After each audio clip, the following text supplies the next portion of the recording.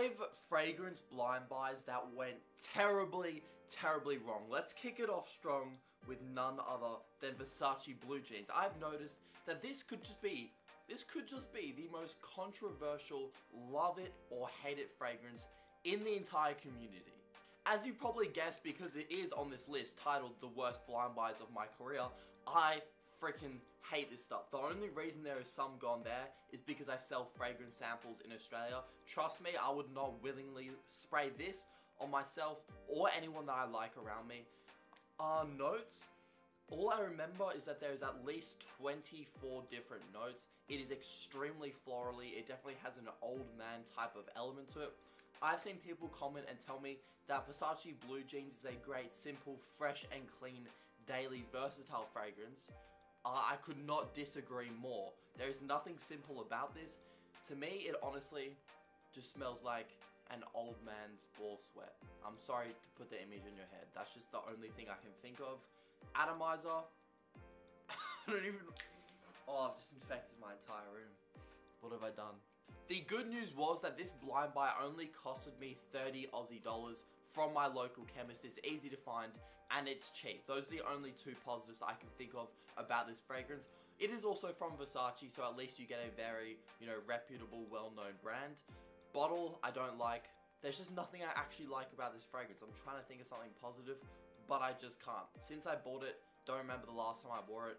Performance on my skin, I remember, was around 6 hours longevity with soft projections. So at least no one around me had to smell this disgusting juice. Oh, please, just stay away from it. Don't do it. The second blind buy that went terribly wrong for me is probably the most brutal on this list, the one that I hate talking about the most, and that is Dior Sauvage Elixir.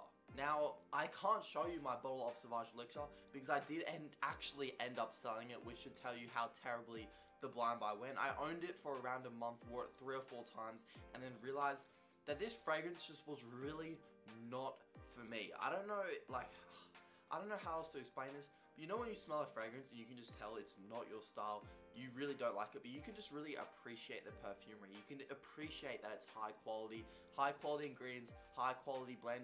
That was me the first time I smelled Sauvage Elixir, but because I was still new to my fragrance collecting journey at the time, I thought that I would grow to love it. However, I hate those type of scents, really masculine, barbershop, almost got like kind of a mature old man vibe to it. It is also extremely spicy, which I don't love. I think it's from that cardamom, cinnamon, nutmeg combo at the top. It also has a licorice note, which is really unique.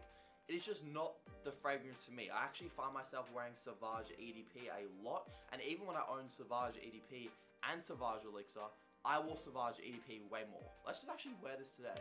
I haven't worn good old classic Sauvage in a long time. 4 sprays, that'll do it. One thing that I have to give props to for Sauvage Elixir is the performance is so incredibly strong. However, that kind of worked against me because I wore 2 sprays of it on a night out, and then I forgot that we had to Uber to the place we were going to, and all my friends complained about how strongly I smelled for the entire car ride, using only 2 sprays. So there's pros and cons to that. It's a very strong nuclear beast mode fragrance for an older, mature, powerful guy. That's the best way to describe it.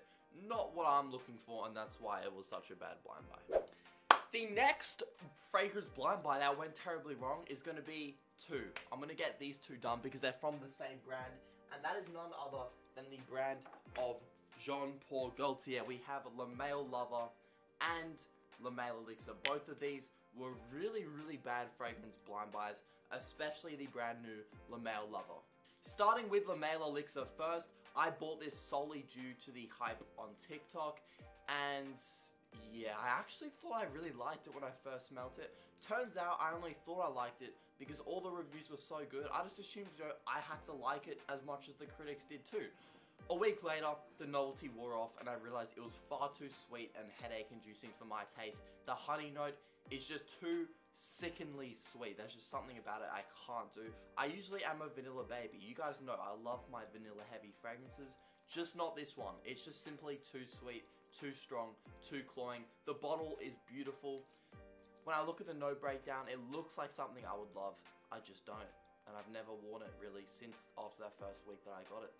Next, Le Male Lover. Now, I do really regret this, but I'm also glad it's in my collection because it looks so freaking cool. Just look at the design of this thing.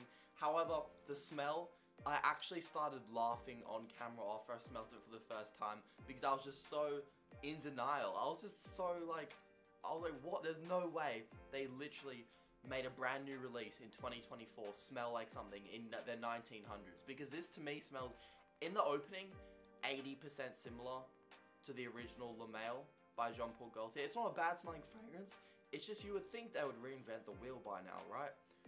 Oh, I can't. I'm sorry to rant on like this. The dry down is a little bit better, but honestly the performance on the original Le Male created in the 1900s is stronger than this 2024 fragrance. The vanilla is a little bit more noticeable in Le Male Lover. That's like the only real difference I can tell.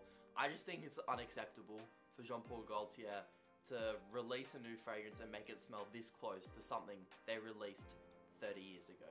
That's crazy to me.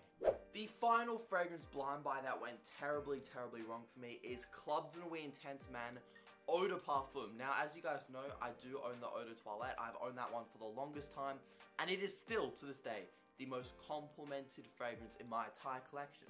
So my brain went, if the Eau de Toilette gets me this many compliments, even with that harsh opening, the Eau de Parfum, the opening will be smoother and it might get me even more compliments. Plus, it's 200ml.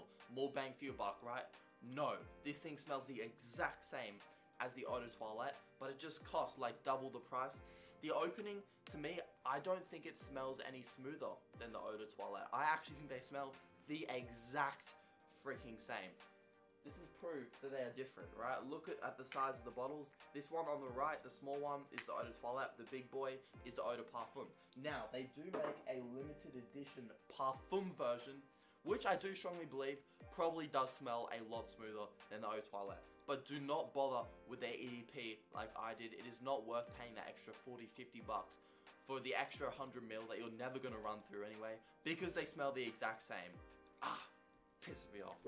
That is going to wrap it up on this video on 5 fragrance blind buys that went terribly wrong. If you're looking at blind buying any of these fragrances, make sure you sample them first, or really just any fragrance. It is always better to be safe than sorry. Like, subscribe, tick the bell for notifications. It costs you nothing, but it gives me everything. That was kind of a bar, actually. Have a blessed rest of your day. See you in the next one.